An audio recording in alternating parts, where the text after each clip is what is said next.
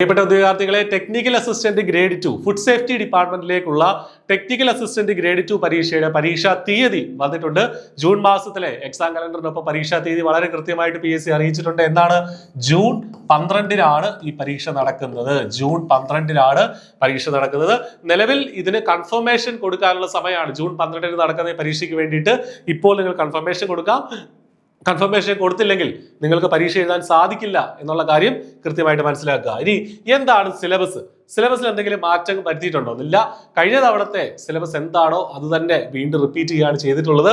നമുക്കറിയാം, food chemistry 10 മാർക്കിന്റെ food chemistry, food microbiology 10 മാർക്കിനുണ്ട്, ഫുഡ് ടെക്നോളജി 10 മാർക്കിനുണ്ട്, ഫുഡ് എഞ്ചിനീയറിംഗ് 10 മാർക്കിനുണ്ട്, food safety and standards 25 mark. നമുക്കറിയാം, തൊട്ട് മുന്നേ നടന്ന ഫുഡ് സേഫ്റ്റി ഓഫീസറുടെ പരീക്ഷയിൽ ഈ ഫുഡ് സേഫ്റ്റി ലോ ഒക്കെ എടുത്ത് മാറ്റിയിരുന്നു. അപ്പൊ ഇതിന് മാറ്റുപോകുന്നൊരു സംശയം നമുക്കുണ്ടായിരുന്നു. പക്ഷെ അതിന് അങ്ങനെ മാറ്റിയിട്ടില്ല. 25 മാർക്കിന് ഫുഡ് സേഫ്റ്റി ലോ തന്നെയാണ് ചോദിക്കുക. ലബോറട്ടറി എക്കോസിസ്റ്റം ഓഫ് FSSAI 10 മാർക്കുണ്ട്.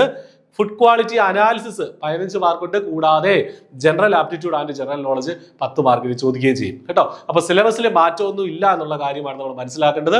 ഫുഡ് കെമിസ്ട്രി ഉൾപ്പെടെയുള്ള എല്ലാത്തിനും ഡീറ്റെയിൽഡ് ആയിട്ടുള്ള സിലബസ് ഡിസ്ട്രിബ്യൂഷൻ PSC പബ്ലിഷ് ചെയ്തിട്ടുണ്ട്. I+ ഈ പരീക്ഷയ്ക്ക് വേണ്ടിയിട്ട് ഏറ്റവും ഇന്റൻസീവ് ആയിട്ടുള്ള കോച്ചിങ് വളരെ ചെറിയ ഫീസിൽ അവൈലബിൾ ആണ്. വളരെ ചെറിയ ഫീസിൽ ഇപ്പോൾ നിങ്ങൾക്ക് എൻറോൾ ചെയ്യാനായിട്ട് സാധിക്കും. വീഡിയോയുടെ ഡിസ്ക്രിപ്ഷനിൽ നമ്മുടെ കോഴ്സിന്റെ ഡീറ്റെയിൽസ് ഉണ്ട്. എന്തെങ്കിലും സംശയങ്ങൾ ഉണ്ടെങ്കിൽ ആ നമ്പറുകളിൽ വിളിച്ച് ചോദിക്കുകയും ചെയ്യാം. Food chemistry, then food microbiology, food technology, അതുപോലെ തന്നെ food engineering, food safety and standards എല്ലാത്തിനും മാർക്ക് ഡിസ്ട്രിബ്യൂഷൻ എത്രയാണ് എന്നുള്ളത് ആദ്യം പറഞ്ഞിട്ടുണ്ട്. Then laboratory ecosystem, food quality analysis, finally general aptitude and general knowledge. ഈ general aptitude and general knowledge എന്ന് പറയുമ്പോൾ അതിനകത്ത് ഈ പറഞ്ഞ പോലെ കുറെ കാര്യങ്ങൾ കഴിഞ്ഞ തവണത്തെ ക്വസ്റ്റ്യൻ പേപ്പറിനെ ബേസ് ചെയ്ത് നമുക്ക് പഠിക്കാനായിട്ടുണ്ട്. അതൊക്കെ ഇൻക്ലൂഡഡ് ആയിട്ടുള്ള കോഴ്സ് തന്നെയാണ് I+ന്റേത്. അപ്പോൾ ഒട്ടും വൈകണ്ട. ഇനി അധിക സമയമില്ല. ജൂൺ 12 എന്ന് പറഞ്ഞ 2-2.5 മാസമേ നമ്മുടെ മുന്നിലുള്ളൂ. നന്നായിട്ട് പഠിക്കുക.